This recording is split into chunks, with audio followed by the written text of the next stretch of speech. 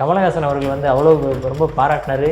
அதுவும் இல்லாமல் தங்கத்தாலான செயினை போட்டு போனார் சார். அவருக்கு ரொம்ப பூரிச்சு போயிட்டு திரும்ப அவ்வளோதான். அது வந்து இந்த 1 கிராம் 2 கிராம் கோல்டு உள்ளெல்லாம் வெள்ளி கிள்ளி தான் இருக்கும்.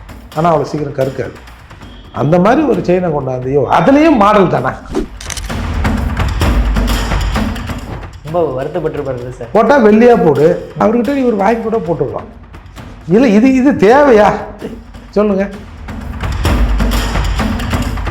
கருணாநிதி அவர்கள் கூட இந்த மாதிரி ஆட்களை கூட்டி வைத்து கலையரங்கம் கவியரங்கெல்லாம் நடத்துவார். அவர் அதை வந்து சிரிக்க மாட்டார், அப்படியே புன்முறுவலாக இருப்பார். இவரை பற்றி நீ தான் வாழும் அம்பேத்கர் ஒரு படி மேலே நீ அப்படின்னு ஏழ்ச்சின்னு இப்படி தட்டுறாரு சார் கையை. திருமாவளவன் வந்து என்ன ஒரு சீட்டுக்கு பிச்சை எடுத்துக்கிட்டு இருக்கு, நீ எல்லாம் என்னை பற்றி பேசலாம் இந்த மாதிரி பேசினா அப்புறம் அவங்களும் கொந்தளிக்கு தான் சார். சரி எடுக்கலன்னு சொல்லு, 2 சீட்டுக்கு நாங்கள் போய் பிச்சை எடுக்கல, அண்ணா அறிவியல் கக்கூசை நாங்கள் கழுவல, எங்கள் வீட்டு கக்கூசை தான் திமுக வந்து கழுவுனுக்குது சொல்லு. பி அள்ளவன் குப்பை அள்ளுறவன் எப்படி கால் நீட்டி படுப்பான், காலை மடக்கினே படுப்பான் அப்படின்னு திமுக நினைக்கிறது. ஏன்னா அவங்க தானே அந்த கான்ட்ராக்டில் கொடுத்துட்டு 23 13 ஆகினாங்க. நீங்களும் நினைக்கிறீங்கன்னு சொல்லலாமா? அப்போ 2 பேரும் திராவிட சனாதனவாதிகள்னு சொல்லலாமா? போலீஸில் பல பேர் வந்து விசிகா கிட்ட வாங்கி திங்கிற என்ன சொல்கிறது, அசிங்கமாக வருது, வாங்கி தின்ற எதனா போட்டுங்க வார்த்தையை. பறையர் சமூகத்தை பிடித்த சாபக்கேடு திருமாவளவன் இளைய பெருமாளின் தியாகத்தை தனதாக்கி கொண்டு வளர்ந்தவர் திருமாவளவன். எல்லாரும் கூப்பிட்டாங்க, நான் எல்லா கதையும் அடிச்சிட்டேன், இந்த கக்கூஸ் கது மட்டும் திறந்து வச்சுருக்கேன், அது நேராக it's goes to drainage of தெனாபெட்.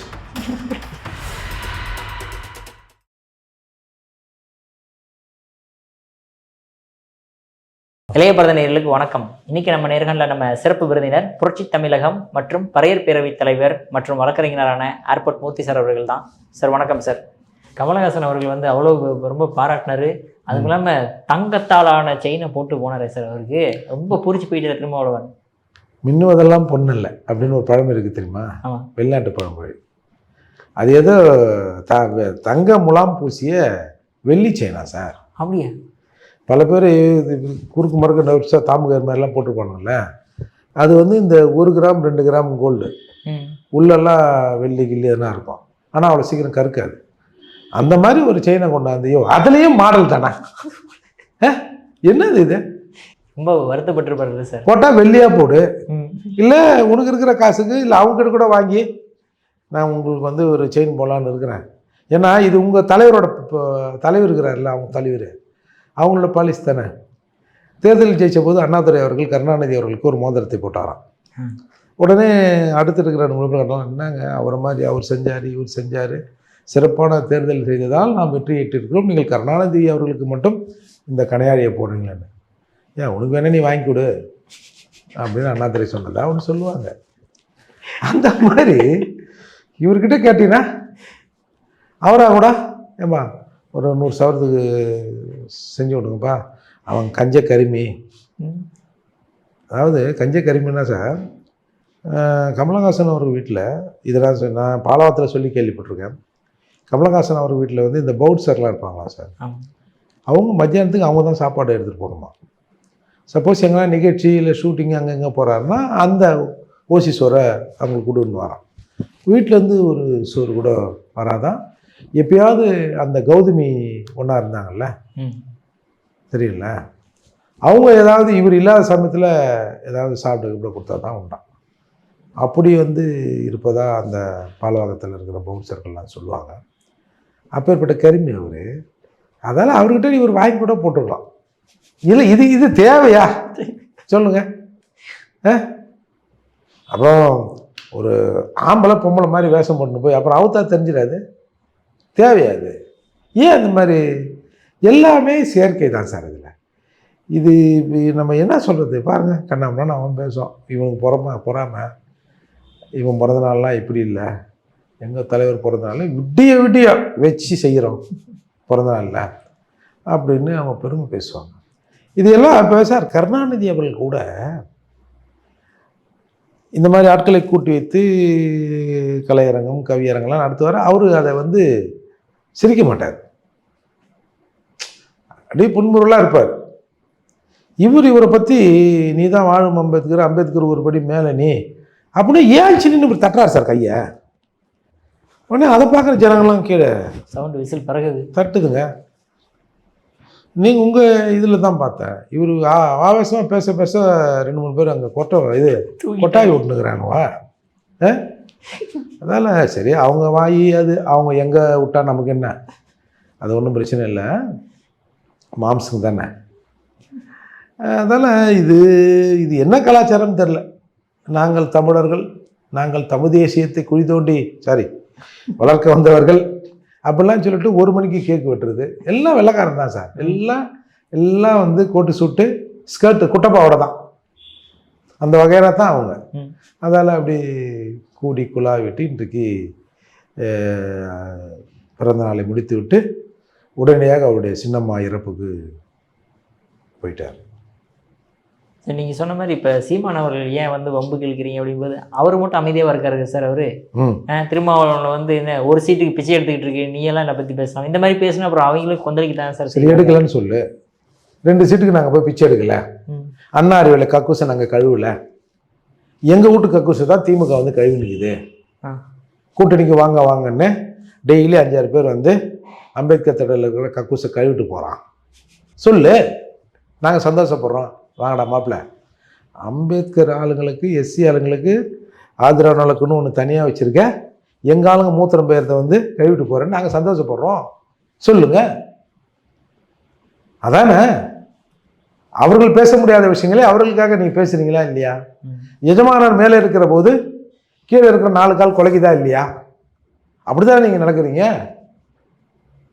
நீங்கள் சொல்ல பர்மனெண்ட்லாம் பண்ணக்கூடாதுன்னு என்னது இது? இங்கன்னா ஜனநாயக சக்தியில் இருக்கிறாங்களா இல்லையா? சார், நீ அந்த மக்கள் இப்போ பிரச்சனைக்காக நீங்கள் நிற்க வேண்டாம், ஆனால் அதை எப்படி கொச்சப்படுத்துறீங்க? அப்போது இது யாரோட எண்ணம்? என்னையா லூஸ் ஆளுங்க உங்கள் ஆளுங்களாம் என்னையா பர்மனெண்ட் கேட்குறேன்னா, சாமி நான் பார்த்துக்கிறேன் சாமி, இது எப்படி விட்டுறோம் பாரு, இதுதான் சனாதானம் அப்படின்னு சொல்கிறோம் பாரு. சார், ஆக்சுவலி நான் ஒரு விஷயத்தை சொல்ல மறந்துட்டேன். இந்த ஊழியர்களை பர்மனெண்ட் செய்யக்கூடாதுன்னு சொல்கிறதே இவங்க சொல்கிறாங்களே சனாதனம். வழியாக அந்த வேலையை அவர்களை செய்ய வைக்கிறது தான் சார். அது ஒரு பேட்ச் அனுப்பிச்சிடுறாங்க சார், அடுத்து ஒரு பேட்ச் என்ன பண்ணோம், வேலை இல்லாத பேட்ச் திரும்ப அவங்க போகணும் சார் குறைந்த கூலிக்கு. அப்போ குறைந்த கூலிக்கு போகிறவன் அவனோட வாரிசு எப்படி வளர்ந்து என்ன பொருளாதார நிலையில் அவன் இருப்பான், என்ன சார் படிச்சிருப்பாங்க. அப்போ அவனும் அடுத்து நீ குப்பை வருவ, அவன் எங்கன்னா போய் ட்ரைனேஜ் எடுப்பான், அதானே. அப்போது இந்த சமூகத்தை நீ சொல்கிற வார்த்தையிலே சொல்ல, எனக்கு அதில் நம்பிக்கை இல்லை, இந்த சனாதானம் அது இதுன்னு எனக்கு தெரியாது. அப்போது நீங்களும் ஒரு சனாதானவாதி தானே. பிஎல்வன் புள்ள பிஏ அள்ளட்டும், பிஎல்வன் குப்பை அள்ளுறவன் எப்படி கால் நீட்டி படுப்பான், காலை மடக்கினே படுக்கட்டும் அப்படின்னு திமுக நினைக்கிறது. ஏன்னா அவங்க தானே அந்த கான்ட்ராக்டில் கொடுத்துட்டு 23-13 ஆக்கினாங்க. நீங்களும் நினைக்கிறீங்கன்னு சொல்லலாமா? அப்போ 2 பேரும் திராவிட சனாதனவாதிகள்னு சொல்லலாமா? இதுவரை அண்ணா அறிவாலயம் தான் திராவிட சனாதனத்தை கடைபிடிக்கிறதுன்னு பார்த்தோம். இன்றைக்கி திருமாவளவன் அவர்களும் திராவிட சனாதனத்தை கடைபிடிக்கிற முதல் முகவராக இருக்கிறார் அப்படின்ட்டு இன்று முதல் அழைக்கப்படுவார். அது கரெக்டு தான் சார். இப்போ வந்து அவர் வந்து திமுக கூட்டணியில் ரொம்ப வலுவான ஒரு முக்கிய புள்ளியாக இருக்கார். ஆனால் எடப்பாடி பழனிசாமி அவர்கள் எங்கே போனாலுமே வந்து திருமாவளவன் அவர்கள் வந்து திமுக செய்யக்கூடிய தப்புகளை தனது முதுகில் எடுத்து போட்டு கொண்டுள்ளார், அவங்க செய்கிற பாவ குற்றங்கள்லாம் இவருமே வந்து பலியாடாகிறார். எதுக்காக சார் சிபிஎஸ் வந்து இந்த மாதிரி பேசிக்கிட்டே இருக்கணும்? திருமாவளவன் வந்து கூப்பிட்றதுக்கு ஸ்ட்ரைட்டாகவே கூப்பிட்டு போயிடலாமே. இல்லை, திருமாவளவனை கூப்பிட வேண்டிய எண்ணம் அதுக்கு பின்னால் இருப்பதாக நான் நினைக்கவில்லை. இந்த மாதிரி எச்சத்தனமான கூட்டணி அது. கூட்டணி எஜமானர் வந்து மேலே இருக்காரு, கொத்தடிமைகளாக கூட்டணி கட்சிகளை பயன்படுத்துகிறது. அதுதான் இப்போ மணி அவர்கள் சொன்னார் இல்லையா, 100 வேட்டை நாய்களை திமுக கூட்டணி என்ற பெயரில் வளர்க்கிறது. யாருக்கு என்ன நாயை விடணுமோ அந்த நாயை விட்டு கடிக்க விடுறாங்க, கொலைக்க விடுறாங்கன்னு சொன்னார் இல்லையா. அதே மாதிரி அந்த ஆதங்கள் தான் சார். பொதுவாக இப்போ திமுக கூட்டணி வலுவாக இருக்கிறதுன்னு இவங்க சொல்கிறாங்கல்ல, ஏன் மூச்சுக்கு ஒரு தடவை வலுவாக இருக்குன்னு சொல்கிறாங்க. இப்போ அதிமுக கூட்டணியிலிருந்து தேமுதிக இங்கே வந்து பார்த்தாங்கல்ல, ஏய் நாங்கள் வலுவாக இருக்கிறோம், நீங்கள் ஏன் தேமுதிக அங்கே வரீங்க, வராதிங்கன்னு சொல்லல. அப்போ இவர்களும் அந்த கூட்டணியிலேருந்து யாராவது ஒரு சிதைந்தங்கன்னு இந்த பக்கம் வருமான்னு பார்ப்பாங்க. இந்த கூட்டணி சிதையுமான்னு அவர்கள் பார்ப்பது இயல்பு தானே. அதெல்லாம் அவர் சொல்கிறாரு. இவர் சொல்கிற மாதிரி என்ன சிஎம் ஆக கூப்பிட்டாங்க, யார் அதிமுகலேருந்து யாரும் பேசவில்லை அப்படின்னு பிறகு, அம்மா வந்து டெப்டி சிஎம் ஆக்குறேன்னாங்களா, யார் அது அப்படின்னு கேட்ட பிறகு, இல்லை நான் வந்து அது யாருன்னா போய்கிட்டே இருந்தால் ஒரு பையன் அதிமுக வேஸ்ட்டு கட்டியிருந்தான், அவன் தான் சொன்னான் வாயா கூட்டணிக்குன்னு. அப்புறம் வந்து விஜய் நான் கதவு சாத்திட்டேன், என்னமோ ராத்திரி எல்லாரும் ஊடு நுழைய வந்த மாதிரியும் இவர் பின்பக்க கதவு சாத்துற மாதிரியும் எல்லாமே கூப்பிட்டாங்க. நான் எல்லா கதையும் அடிச்சிட்டேன், இந்த கக்கூஸ் கதவு மட்டும் திறந்து வச்சுருக்கேன், அது நேராக it's goes to drainage of Teynampet. இது என்ன ஒரு என்ன சொல்கிறது, எங்கள் சமூகத்தின் சாபக்கேடா இல்லை ஒட்டுமொத்தமாக தமிழகத்தில் இருக்கிற பறைகள் செஞ்ச பாவமா என்னன்னு தெரியல.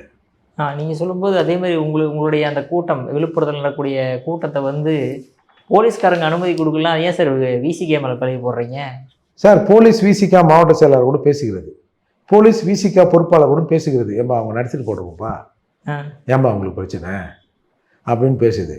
ஒரு எஸ்எஸ்ஐ போய் அந்த கூட்டத்தில் முக்கியமான ஒரு நபரை போய் மிரட்டுறாரு, உன்னத்துக்கு அதை பண்ணுவேன் இதை பண்ணுவேன், அவங்க யார் தெரியுமா விசிகா அப்படின்னு ஒரு எஸ்எஸ்ஐ போய் மிரட்டுறாரு சார், ஒரு போலீஸ் எஸ்ஐ.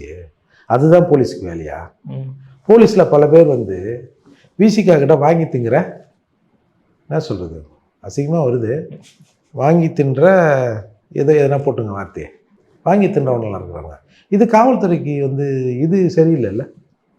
இது எப்படி நீ வந்து நீங்கள் இப்போ டைரெக்டாக வந்து தமிழக காவல்துறை விசிகே பிரிவு விசிகே விங்குன்னு ஒன்று ஆரம்பிச்சுட்டு ஒரு ஸ்டேஷனுக்கு ஒரு 4-5 போலீஸாரில் போட்டு, எப்பா இவங்களாம் விசிகாலுங்க, எப்பா நீங்கள் உங்கள் விஷயத்தை அவங்ககிட்ட டீல் பண்ணிங்கப்பா அப்படின்னு சொல்லலாம்ல. அதை விட இது இது இது எனக்கு தெரிஞ்ச வரை தமிழக அரசியலில் இந்த மாதிரி ஒரு தரம் கட்டு காவல் நிலையத்தில் சில அதிகாரிகள் இருப்பதை நான் இப்போ தான் பார்க்குறேன்.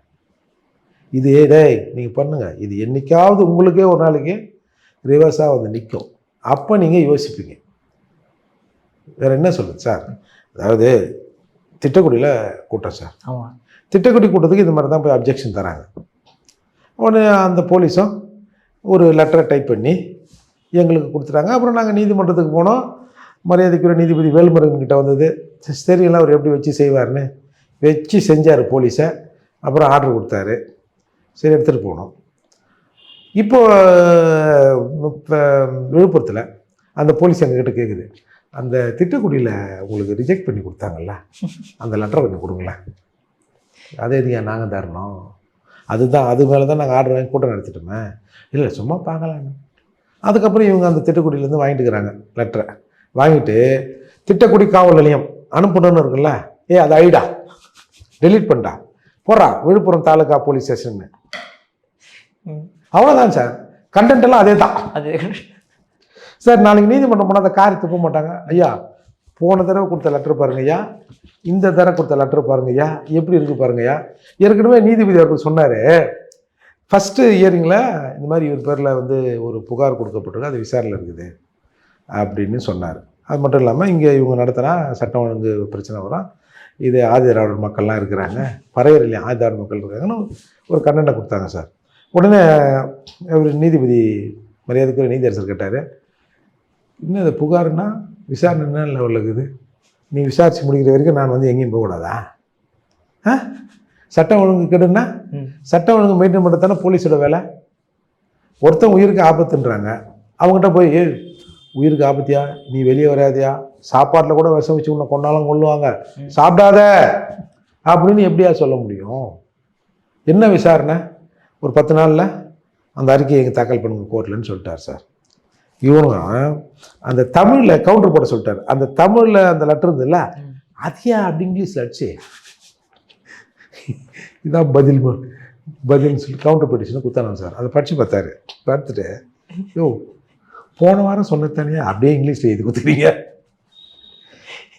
அப்படின்னு கடுமையான வார்த்தைகள்னு மட்டும் சொல்லிவிட்டு தூக்கி கடாச்சிட்டு ஆர்டர் போட்டார் சார். அதே மாதிரி இந்த தடவை அதே லெட்டர் எடுத்து கொடுத்துக்கிறாங்க. இப்போ நாங்கள் திரும்பவும் கோர்ட்டுக்கு போனோம். இதுதான் சார் ஒரு பறையர் கூட்டம் நடத்தினா பறையருக்கு எதிராக போய் மனு கொடுக்குறதான். நான் என்ன சொல்கிறேன், ஒரு பாமக நடத்து சரி பேச வேண்டாம், அப்போ பாமக நடத்துது இப்போ கொடுப்பியா சொல்லு? பொட்டை மாதிரி பேசாத, ஒண்டி கொண்டி வாடா பொட்டை அப்படின்னு காடுவெட்டி குரு பேசினார். அந்த பேச்சில் எனக்கு உடன்பாடு இல்லை. சரி, ஒரே ஒருத்தன், அந்த மனுஷனுக்கு அப்போ மீசை இல்லைன்னு நினைக்கிறேன் அந்த ஸ்டேஜில், ஏன்னா சின்னதாக எதனா வச்சுருந்துருப்பார். இம்மாம்பெரிய மீசை வச்சுருங்களேன், ஒருத்தன் ஒரு புகார், அடா அட்லீஸ்ட் மொட்டை கட்டுதாசியாவது போட்டிங்களாடா. காடுவெட்டி குரு மீது ஒரு மொட்டை கட்டுதாசியில் ஒரு பிட்டிஷன், இந்த மாதிரி நான் வந்து இந்த சமூகத்தை சார்ந்தவன், இவர் வந்து இந்த திருமாவளவனை இந்த மாதிரி பொட்டை கிட்ட கிளிஜோசியம் பார்க்குறவன், ஒத்தைக்கத்தை வாடா, பொட்டை மாதிரி ஓடாத அப்படின்னு மிக தரைக்குறைவாக பேசினார். எனவே இவர் மீது உரிய நடவடிக்கை எடுக்கணும். ஒரு மொட்டை பிட்டிஷனாவது போகிறதுக்கு உங்களுக்கு வக்கீல் இருந்ததா? வரீங்க என் பேரில் பிட்டிஷன் கொடுக்க, கூட்டம் நடத்தக்கூடாது, கூட்டம் நடத்தக்கூடாது. எவ்வளவு கேவலமானது பார்த்தீங்களா? பறையர் சமூகத்தை பிடித்த சாபக்கேடு திருமாவளவன். ஐயா இளைய பெருமாளின் தியாகத்தை தனதாக்கி கொண்டு வளர்ந்தவர் திருமாவளவன். பறை ஒழிப்பு போராளி ஐயா இளைய பெருமாள் செய்த சாதனைகளை தனதாக்கி கொண்டு அந்த இடத்தில் அந்த உணர்வை இந்த சமூகம் இன்றைக்கு சில விஷயங்களை அனுபவித்திருக்குது என்று சொன்னால் ஐயா இளைய பெருமாளால் தான் இது பெற்றது என்கிற நிலையை தனக்கான வாக்குகளாக மாற்றி ஒன்றுமே செய்யாமல் இன்றைக்கு எம்எல்ஏவா எம்பியா தெரிகிறார். இதை இந்த சமூகம் மிக விரைவில் அறிந்து கொள்கிற காலம் வந்துடும். Okay sir. ஸோ உங்கள் அற்புதமான கருத்துக்களை இப்போ வந்திருக்கு. மிக்க நன்றி சார்.